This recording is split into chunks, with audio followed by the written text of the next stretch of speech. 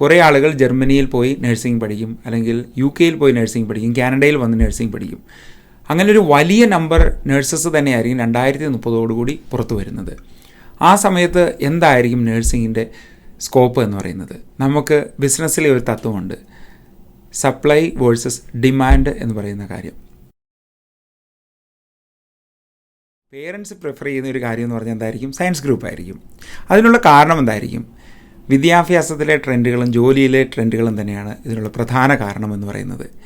ഇനി ആളുകൾ മുന്നോട്ട് നോക്കുന്നതെന്ന് പറഞ്ഞിട്ടുണ്ടെങ്കിൽ പ്രധാനമായിട്ടും വിദേശത്ത് ലഭിക്കുന്ന ജോലികളാണ്. നാട്ടിലുള്ള ജോലികളും ആളുകൾ നോക്കുന്നുണ്ട്. അതിലൊരു പ്രധാന ജോലിയാണ് നേഴ്സിംഗ് എന്ന് പറയുന്നത്. നേഴ്സിങ്ങിൽ അഡ്മിഷൻ കിട്ടാൻ വേണ്ടി സയൻസ് ഗ്രൂപ്പ് എടുക്കുന്നവരാണ് ഇപ്പോൾ കൂടുതലുള്ളതും.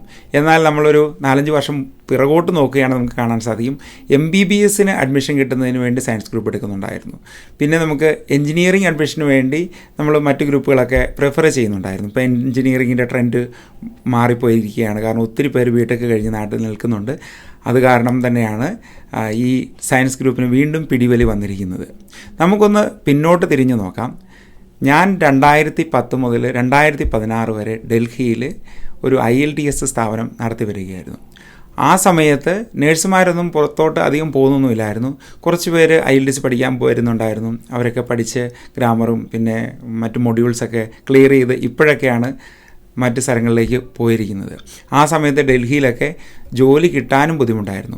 നഴ്സുമാർ ബാംഗ്ലൂരിൽ നിന്നും ആന്ധ്രയിൽ നിന്നും തമിഴ്നാട്ടിൽ നിന്നും കേരളത്തിൽ നിന്നുമൊക്കെ നഴ്സിംഗ് പഠനം പൂർത്തിയാക്കി, BSc നഴ്സിംഗും GNM നഴ്സിംഗും ഒക്കെ പൂർത്തിയാക്കി ഡൽഹിയിൽ വന്ന് പല ഹോസ്പിറ്റലുകളിലും ഇൻ്റർവ്യൂസ് അറ്റൻഡ് ചെയ്ത ശേഷം ജോലിയിൽ പ്രവേശിക്കുന്നുണ്ടായിരുന്നു. ആദ്യമൊന്നും തീരെ സാലറി ഇല്ലാതെ വർക്ക് ചെയ്യുന്ന നഴ്സുമാരും ഉണ്ടായിരുന്നു. നാട്ടിലൊക്കെ അവർ ബോണ്ട് കാര്യങ്ങളൊക്കെ ചെയ്തിട്ടുള്ളവരാണ്, എന്നിട്ടും അവർക്ക് കിട്ടുന്നില്ലായിരുന്നു.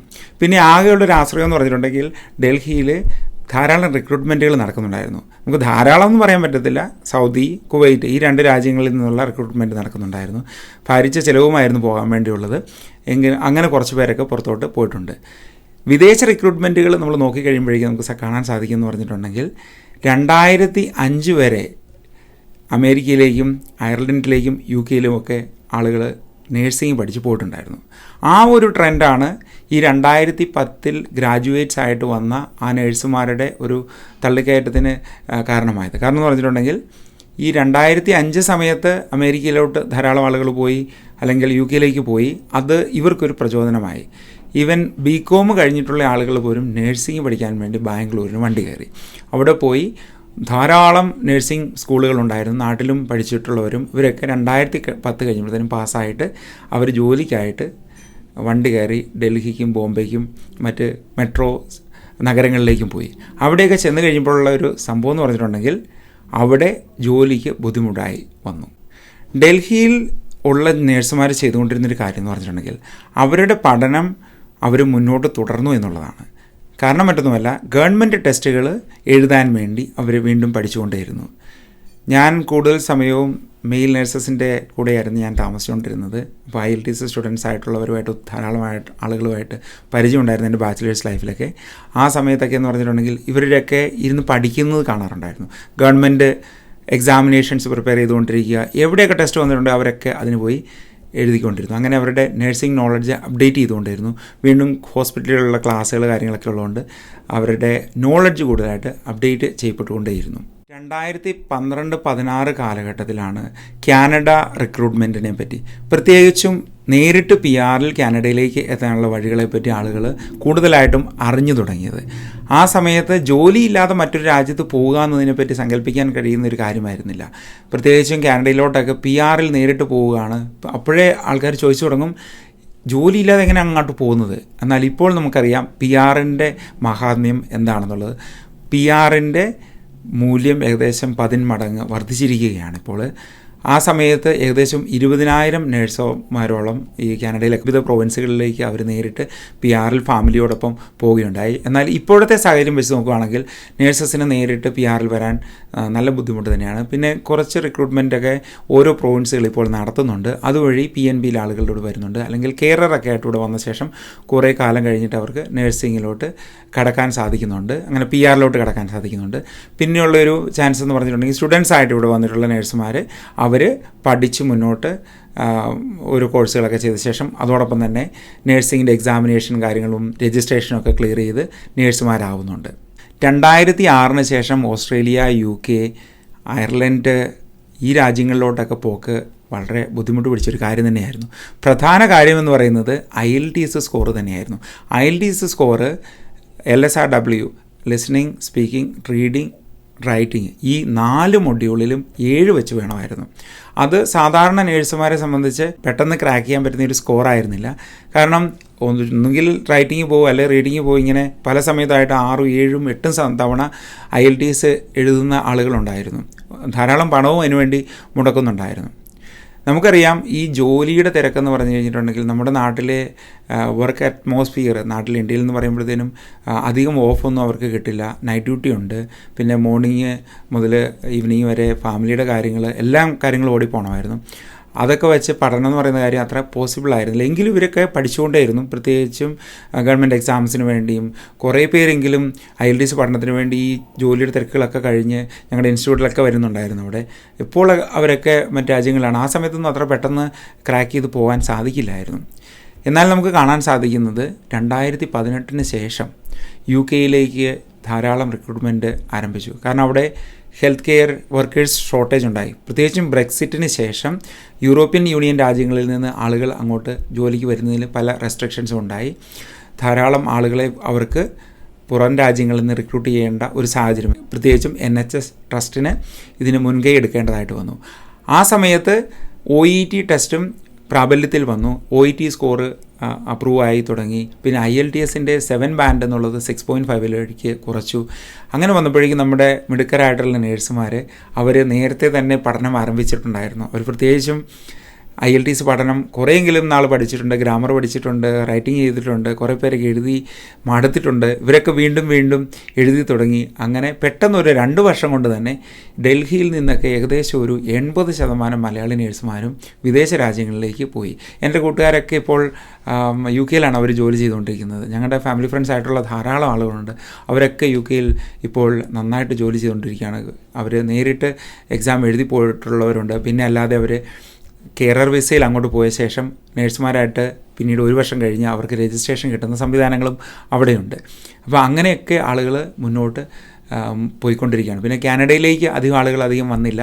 കാരണം എന്ന് പറഞ്ഞാൽ PR പ്രോസസ്സൊക്കെ ഇത്തിരി ടഫായി വന്നു. അത് കാരണം അത് നടന്നില്ല. പിന്നെ ഓസ്ട്രേലിയയിൽ നോക്കുകയാണെങ്കിൽ ഓസ്ട്രേലിയയിലേക്കും ധാരാളം ആളുകൾ പോയിട്ടുണ്ട്. UK പോയിട്ടുള്ള ആളുകൾ പ്രത്യേകിച്ചും UK നിന്നും ഓസ്ട്രേലിയയിലേക്ക് മൈഗ്രേറ്റ് ചെയ്ത് ഇപ്പോഴും പോയിക്കൊണ്ടിരിക്കും. ഇപ്പോഴത്തെ സാഹചര്യം നമ്മൾ നോക്കിക്കഴിയുമ്പോഴേക്കും കുട്ടികളിപ്പോഴും നേഴ്സിംഗ് പഠിച്ച് പുറത്തിറങ്ങുന്നവരുണ്ട്.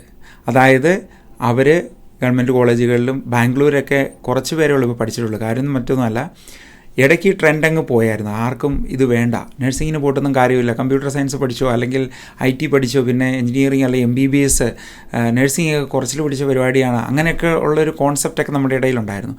അങ്ങനെ ഇത് വീണ്ടും ഡൗൺ ആയി. ആ സമയത്തുള്ള കുട്ടികളാണ് ഇപ്പോൾ ഗ്രാജുവേറ്റ്സ് ആയിട്ട് പുറത്തു വന്നിരിക്കുന്നത്. അപ്പം ഈ കുട്ടികളുടെ ഭാവി എന്താണ്? ഈ കുട്ടികൾക്കും ജോലി ഉറപ്പായിട്ടും കിട്ടും. കാര്യം മറ്റൊന്നുമല്ല, ഇവർക്കൊക്കെ ഇനിയിപ്പം കുറച്ച് നാളത്തെ എക്സ്പീരിയൻസും കാര്യങ്ങളൊക്കെ ആക്കി കഴിയുമ്പോൾ 6 മാസം അല്ലെങ്കിൽ 1 വർഷത്തെ എക്സ്പീരിയൻസ് കഴിഞ്ഞ് കഴിഞ്ഞാൽ നേരിട്ട് അവർക്ക് അപ്ലൈ ചെയ്യാൻ സാധിക്കും. അല്ലെങ്കിൽ സ്റ്റുഡൻറ്റ് വിസയിൽ പോകുന്ന കുട്ടികൾക്കാണെങ്കിലും അവിടെ ചെന്ന ശേഷം ഇൻ്റർനാഷണൽ എഡ്യൂക്കേറ്റഡ് നഴ്സസ് ആയിട്ടുള്ള അവർക്ക് പ്രത്യേകിച്ചും കാനഡയിലോ UK ഒക്കെ ആണെങ്കിലും അവർക്ക് ബ്രിഡ്ജിങ് പ്രോഗ്രാംസ് വഴി അവർക്ക് അവിടുത്തെ ലൈസൻസിങ് കരസ്ഥമാക്കാൻ സാധിക്കും. കാനഡയിലേക്ക് അത്ര എളുപ്പമല്ല, പക്ഷേ UK ഇപ്പോഴും അത് പോസിബിളാണ്. ഇനി നമ്മൾ നോക്കേണ്ട കാര്യം എന്ന് പറഞ്ഞിട്ടുണ്ടെങ്കിൽ മുന്നോട്ടുള്ള ഈ നേഴ്സിംഗ് എഡ്യൂക്കേഷനാണ്. ഈ സമയത്ത് നേഴ്സിംഗ് അഡ്മിഷൻ എടുക്കുന്നവർ എത്ര വർഷം കഴിഞ്ഞായിരിക്കും അവർ നേഴ്സസായിട്ട് പുറത്ത് വരുന്നത്? നമുക്കൊരു ടൈം ലൈൻ ഇടാവുന്നത് ഇനി 2030 തന്നെ ഇടാം. കാരണം 4 വർഷം, 4.5 വർഷം, 5 വർഷം വരെയുള്ള കോഴ്സുകളുണ്ട്. കാരണം നേഴ്സിംഗ്, ജനറൽ നേഴ്സിംഗ് ഉണ്ട്, നേഴ്സിംഗ് BSc പ്രോഗ്രാംസ് ഉണ്ട്, പിന്നെ വിദേശ രാജ്യങ്ങളാണെങ്കിൽ ഓണേഴ്സ് പ്രോഗ്രാംസ് ഉണ്ട്, BSN ഓണേഴ്സ് പ്രോഗ്രാംസ് ഉണ്ട്.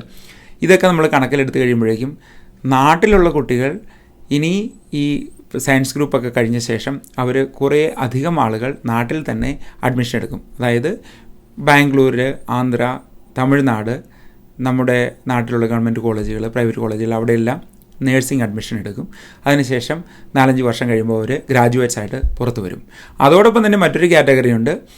കുറേ ആളുകൾ ജർമ്മനിയിൽ പോയി നഴ്സിംഗ് പഠിക്കും, അല്ലെങ്കിൽ UK പോയി നഴ്സിംഗ് പഠിക്കും, കാനഡയിൽ വന്ന് നഴ്സിംഗ് പഠിക്കും. അങ്ങനെ ഒരു വലിയ നമ്പർ നഴ്സസ് തന്നെയായിരിക്കും 2030 പുറത്തു വരുന്നത്. ആ സമയത്ത് എന്തായിരിക്കും നഴ്സിങ്ങിൻ്റെ സ്കോപ്പ് എന്ന് പറയുന്നത്? നമുക്ക് ബിസിനസ്സിലെ ഒരു തത്വമുണ്ട്, സപ്ലൈ വേഴ്സസ് ഡിമാൻഡ് എന്ന് പറയുന്ന കാര്യം. ധാരാളം സപ്ലൈ ഉണ്ടായി കഴിയുമ്പോഴേക്കും ഡിമാൻഡ് അവിടെ കുറയും. ഇതേ സംഭവം തന്നെയാണ് പണ്ട് സംഭവിച്ചത്. 2010 സംഭവിച്ച കാര്യം എന്ന് പറഞ്ഞിട്ടുണ്ടെങ്കിൽ ബാംഗ്ലൂരിൽ നിന്നും ധാരാളം ആളുകൾ ഡൽഹിയിലേക്ക് നഴ്സിംഗ് ജോലി അന്വേഷിച്ചു വന്നു. അവർക്ക് പലർക്കും ജോലി കിട്ടിയില്ല. പക്ഷേ സാവധാനം അവർ പിടിച്ചു നിന്നവർക്കൊക്കെ ജോലി കിട്ടി. പഠനം അവർ തുടർന്നു. പിന്നെ അവർക്ക് മുന്നോട്ട് ഒരു ജോലിയുടെ സ്കോപ്പ് ഉണ്ടായി. അതാണ് നമ്മൾ വീണ്ടും മനസ്സിലാക്കിയെടുക്കേണ്ട കാര്യം. ഇതേ ഒരു അവസ്ഥ മുന്നോട്ടും ഉണ്ടാവാനുള്ള ഒരു സാധ്യതയുണ്ട്. അപ്പോൾ നമ്മൾ ചെയ്യേണ്ട ഒരു പ്രധാന കാര്യം എന്ന് പറഞ്ഞിട്ടുണ്ടെങ്കിൽ, നമ്മൾ നഴ്സിംഗ് പഠനത്തിലായിരിക്കുന്ന സമയത്ത് തന്നെ വിവിധ സ്കില്ലുകൾ നമ്മൾ അപ്ഗ്രേഡ് ചെയ്തുകൊണ്ടിരിക്കുക. പ്രത്യേകിച്ചും ലാംഗ്വേജ് സ്കിൽസ്. ജർമ്മൻ പഠിക്കുക, ഫ്രഞ്ച് പഠിക്കുക, ഇംഗ്ലീഷ് പഠിക്കുക, ഇറ്റാലിയൻ പഠിക്കുക. മറ്റു രാജ്യങ്ങളിലോട്ട് പോയി ജോലി ചെയ്യാൻ വേണ്ടി താല്പര്യപ്പെടുന്നവർ അവിടുത്തെ ലാംഗ്വേജ് കൃത്യമായിട്ടും പഠിക്കേണ്ടതായിട്ടുണ്ട്. അത് പഠിച്ചെങ്കിൽ മാത്രമേ ഉള്ളൂ നമുക്ക് മുന്നോട്ടൊരു സ്കോപ്പ് ഉണ്ടാവുകയുള്ളൂ. പിന്നെ സ്പെഷ്യലൈസ്ഡ് നഴ്സിംഗ് കോഴ്സുകൾ എന്തെന്നുള്ളത് നമ്മൾ മനസ്സിലാക്കിയെടുക്കുക. ഇപ്പോൾ ക്രിട്ടിക്കൽ കെയർ നഴ്സിംഗ് ഉണ്ട്, അല്ലെങ്കിൽ നമുക്ക് ജിറിയാട്രിക് കെയർ നഴ്സിംഗ് ഉണ്ട്.